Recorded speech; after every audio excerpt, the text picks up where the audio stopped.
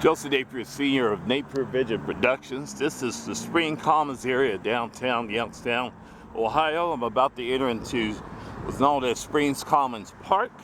Opposite, if you will, is the B&O train station, which has some very legendary routes in our area. You can see how the traffic flow patterns around here. This is a Saturday, so there's a lot of hustle and bustle of traffic coming off the north and south sides, if you will, coming from the west side directly ahead there. This is a very legendary park, if you will, finding its roots in the community as it's been recently spruced up.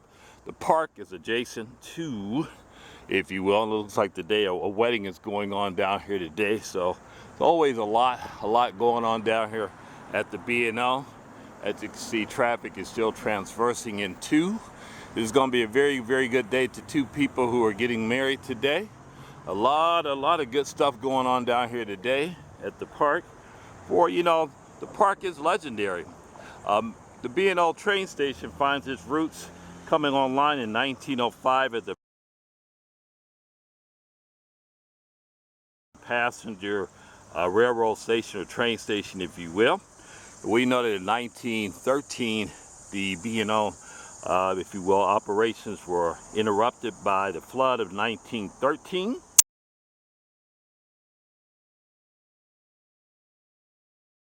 It ran freight all the way until 1926, and or rather started freight in 1926, starting off at the passenger train station, and would operate all the way up until 1971, delivering passengers and freight. Okay, and then it would open back up again September 1995 as Amtrak took it over after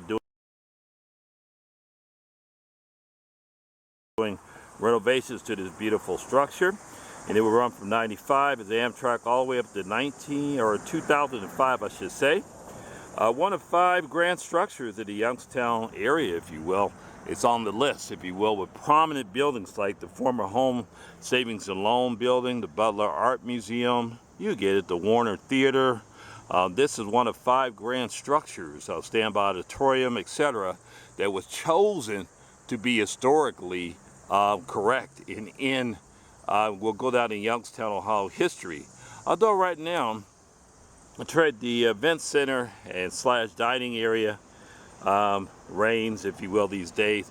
The train station really is, if you will, a testament to a day gone by.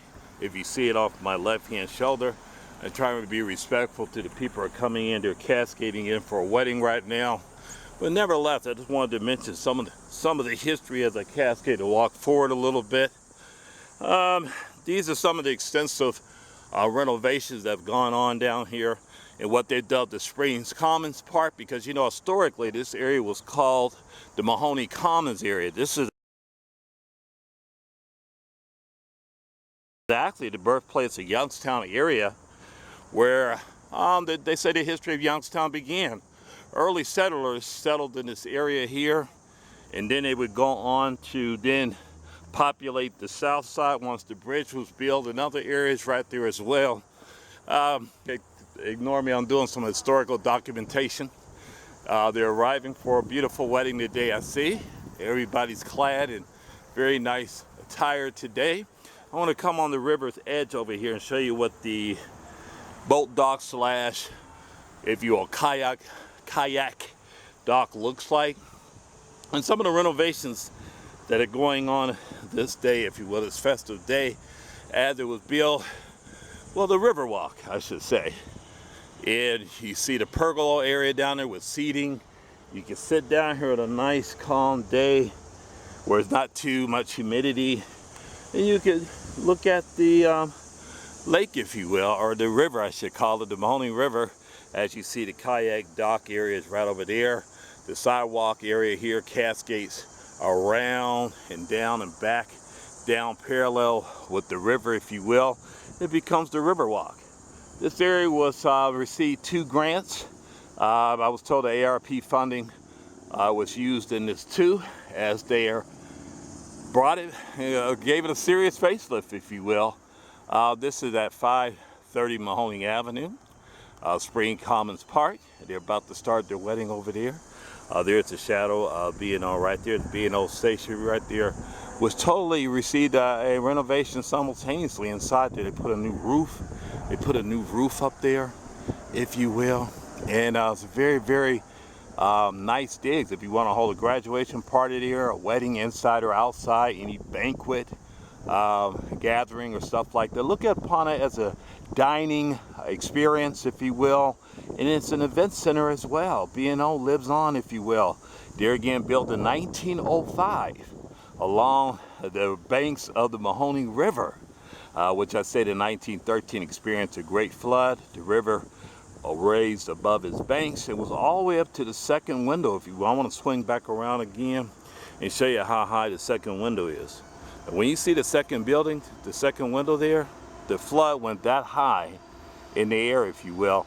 And at that point in time, they had to extend the tracks up to the second level. Here's a train coming in right here, matter of fact. And that's what B&O was known for. That's what it was all about. It was for the train traffic movement. As trains are still using this railway system, if you will, to move freight down the road, if you will. Remember I said in 1927, they would do freight and it would become available to go between cities such as Pittsburgh, Akron, Baltimore, of course, Chicago, Washington, D.C., New Jersey, Cleveland, Detroit, you get it. It was a major hauler of passengers. And I'm excited because I live in the community myself. And as I mentioned earlier, in 95, it was open. Amtrak took it over and ran, there again, passenger traffic again, along with some freight to communities like Detroit and Pittsburgh and D.C. and stuff like that. But what you're looking at now is freight that's moving along the line, moving down the line, if you will, coming from, probably could be coming from New York area, if you will. But you can see the wedding is about to commence over there. Beautiful, beautiful wedding. It's going on down here today as well. And there it is. I just wanted to give you a 5-minute little short spot, if you will, on the history of Youngstown as it relates to the B&O Railroad Station. And as it relates to the beginnings, if you will, of the Mahoning Valley community. This area here you're looking at what's officially called the Springs Commons Bridge, but a lot of people call it the Peanut Bridge, and some people call it the, it's got like three different nicknames. I'm not lying to you, it's got 3 different names, but the official name is the Firemen's Memorial Bridge. That's why it's painted red. In a ceremony that was held in the early 2000s, they renamed this bridge the Firemen's Memorial Bridge, and it was painted red. So for people that don't live in the area and wonder why did it go from being green, which it was a lot of years like a light green, to red, that's the reason why. Passenger railroad traffic, yeah, there it is. It's dying off. It's starting to go to some flatbeds, but the B&O moves on, if you will. The line, that is. I think it's owned by CFSX these days, if you will. Somebody correct me in the comments if I'm wrong there.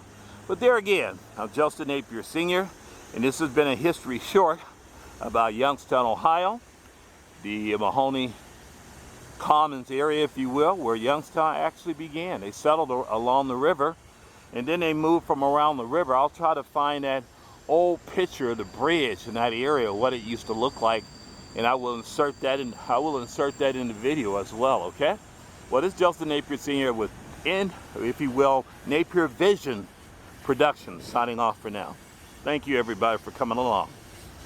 Hey, before I say goodbye, I do have to say, look for my videos at NAPE 1962. Just enter NAPE 1962 in the start search bar, if you will, and then you'll be able to see some of my other productions I've produced along the way. Take care, everybody. There again, I'm taking off from the B&O train station.